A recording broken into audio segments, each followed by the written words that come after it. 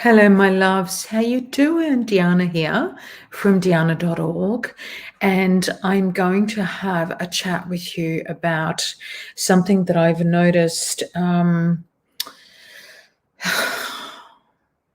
increasing in volume in the community with regards to the emotional body. And to be honest, it really bothers me. So I wanted to address a couple of points. But before we start, I am going to play you my beautiful intro that has those beautiful codes of light embedded in the introduction. Okay, see you soon.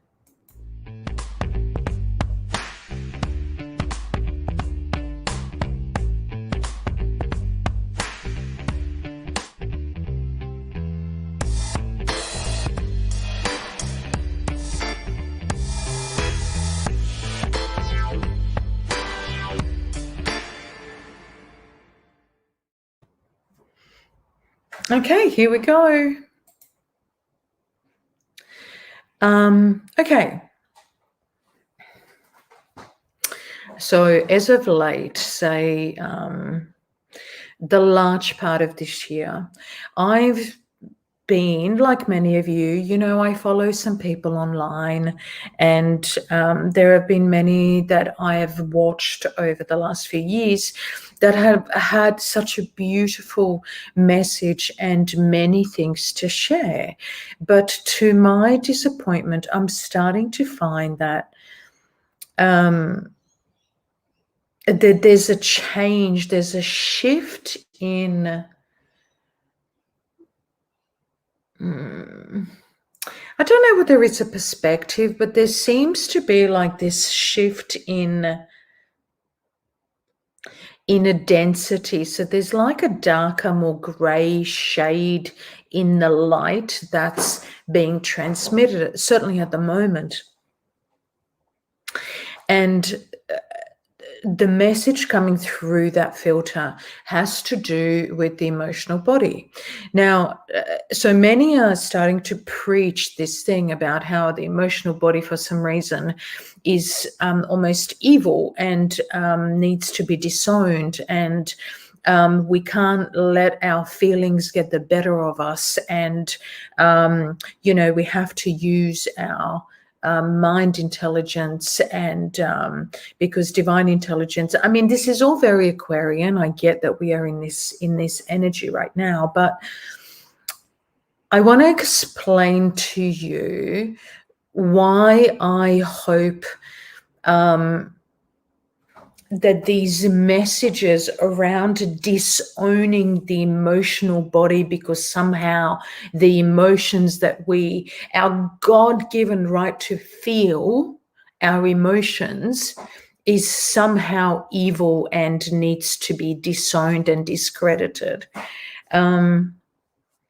So let's start with saying, so the first point that I mentioned in my title was about the conscious experience in the physical world.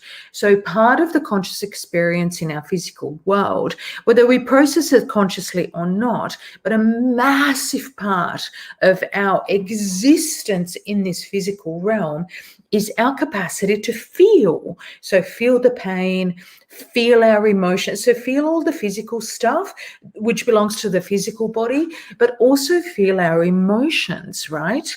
So happiness, sadness, love, anger, frustration, even anxiety and depression, all of these things are part of the emotional body, right? And they form our perception field, right? So it's that filter through which we receive and transmit information and engage with the world around us, right? So as spirit, as soul, as energy, as divine consciousness, we reincarnate into this matter, into this physical space.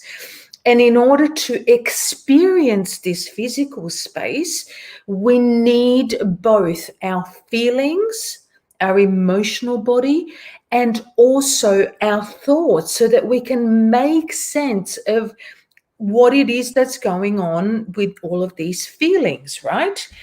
We must have, first and foremost, this polarity experience, because otherwise, how do we know what is going on? How do we make sense of the experience in matter, in this physical realm? We can't. We must have this polarity experience, right? So dark, shade, like light, sunlight, stars, nighttime, when the sun's on the other side of the planet, we get nighttime, we see the stars all of a sudden, right? So, but we wouldn't know that we are being showered by sunlight if we didn't have the darkness, right? We wouldn't know emotional pain if we hadn't experienced love. So we need the polarity of the experience we need the polarity in order to have the experience in matter, right? And so our perception field is paramount. And within the perception field, right, when we experience all of these emotions, our mind then helps us make sense of it. But we can't just have the mind or just the emotions. We need both of those things within us to have the full experience. That's what makes us an intelligent species, right? Now, we may not do the most intelligent thing with it, let's face it, but this is set up so that we can have a conscious experience in this physical realm. So when we start branding emotions as something that we need to disown and they're bad for us and they just send us down this shithole of the experience, we really are having a shutdown emotional experience, because there's a very immature emotional body and probably very little emotional resilience. Now, I'm a psychologist. I know I've done a little bit of study around this. So part of our experience is to have that emotional intelligence and maturity so that our intellectual, academic mind can work in collaboration, in unity with our emotional body for our fullest and highest experience. That's the point. I really, really encourage you to question anything or anyone that is inspiring a continual polarity consciousness, as in one's better than the other. One wins, the other one loses. This is all still keeping us in polarity. Now, we need the polarity to have the physical experience, but we don't need to be in polarity as a species, right? And so the way that we transcend, overcome, heal that polarity consciousness within us, right? The way we see the world is by dissolving the energy charge, the polarity experience, right? Because then we come into union and then we can have a unity experience, right? As opposed to better than, one wins, one loses, and all of that sort of stuff. But even with that, in terms of the evolutionary trajectory, it's really necessary for us to have that experience. Otherwise, how do we know? And the thing is that this is why not everybody is at the same level of evolution. This is why some people are still very much in that matrix of better and having the lack consciousness, right? So I want to just stress again that we don't transcend our and evolve through disowning one or the other. It's not one is better than the other. It's not we need our mind more than our hearts or our emotional experience. It is that when we dissolve that separation within, both aspects are in union and they collaborate because they realize they're on the same team. And it is through that inner collaboration, that alignment between the higher mind or higher intelligence and the higher heart, which is obviously the emotional body, that we can then be and hold the highest frequency of our highest potential in this physical realm, right? Okay, I hope that makes sense. Now, there is, as I was writing about this, I very clearly heard your thoughts create your reality. Now, this is true, right? However, I need to ask you this. For those people that then go ahead and move away from their feelings because they focus solely on what they're thinking, how do we, right, as a collective, how do we know what we want to create rationally if we haven't had the experience, emotional experience, and we feel, we know in our body what is right for us? If we disown our emotional body and we don't follow what we feel is best for us, if we don't trust the experience that we have in the world in terms of our emotions, then the only compass we have is what the outside world tells us is correct. The banks, the institutions, school. So we are literally then locking ourselves in this limited and limiting matrix of belief systems set purely by society and other people's expectations. Now, I don't know about you, it wasn't much fun for me while I was, locked in that matrix of expectations of what's right and what's wrong. I really suffered.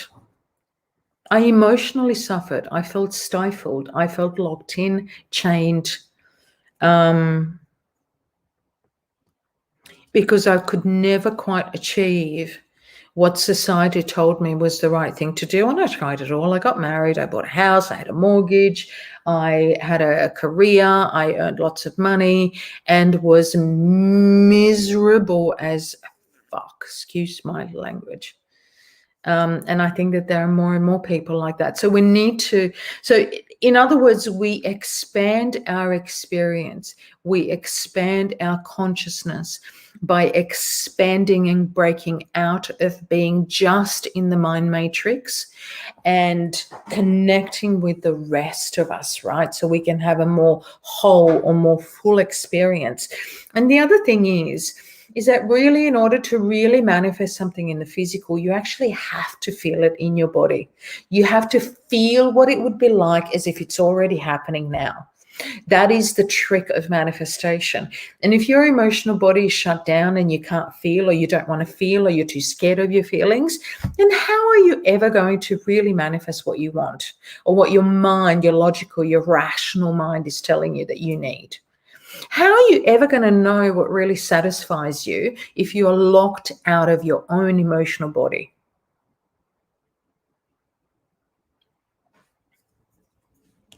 So I wanted to present these questions to you. I wanted to flag to you that I've really noticed that there's suddenly this burst of information out there that's actively encouraging the collective to shut down their emotional body and their feelings, because somehow it's going to apparently take you down.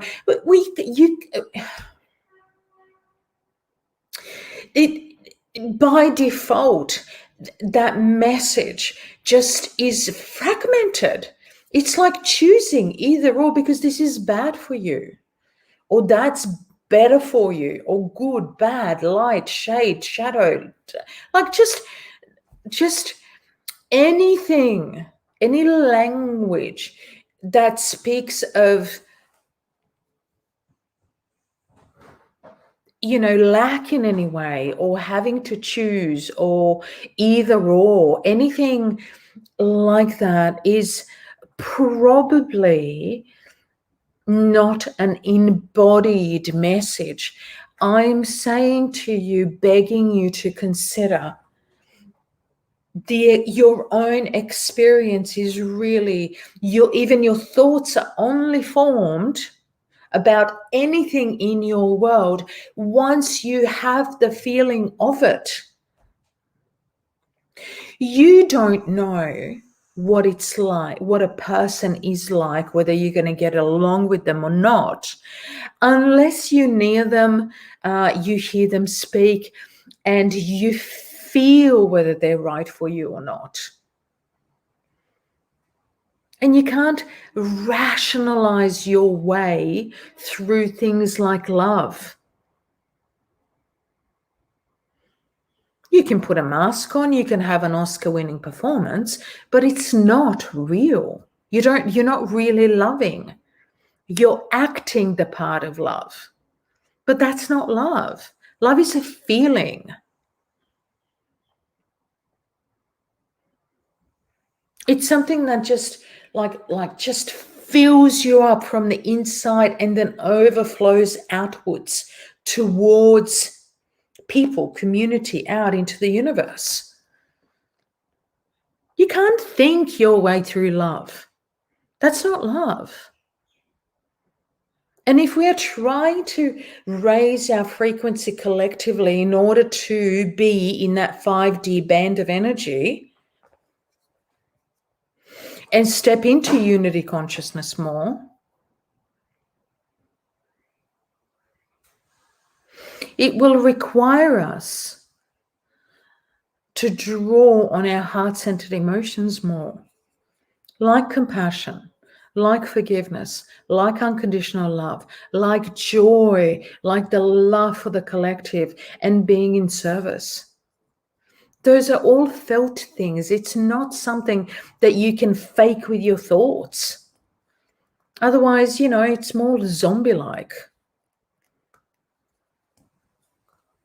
So please, please, please, my loves, please be mindful of your emotional body. Take care of yourself. Nurture your emotional body. Begin to think in terms of heart-centered attributes. And I will do some more work around this moving forward, because I'm really strongly being guided to do this. And just please, please, please be mindful and heartful about them. And I'm so surprised. I'm devastated that it's some beautiful, people that do these, what used to be extraordinary videos around collective consciousness, unity consciousness, heart-centered healing, heart chakra, all of that sort of stuff. And all of a sudden, there's just this message getting out there that's about warning against feelings in the emotional body. And emotions is energy in motion. So it's the energy that's coming in and the energy that you're sending out. This is like, we just literally can't exist in the format that we are in without our emotional body. So I don't even know how it makes sense to disown it, to pretend like it doesn't exist. Nothing in the world comes in and hits you in the third eye first. Nothing, not a damn thing. Anyway. All right, do we have a heart-centered attribute card that wants to come out? Yeah, many. I'm not going to take all of them. Let me just give us a really quick message with this one. Okay. So the heart-centered attribute to help us move through these questions and this understanding around inner unity between the higher intelligence and the higher heart is faith. Faith is a heart-centered quality that believes that where you believe in yourself, but you also believe in others, and knowing that everything is exactly as it's meant to be. Right?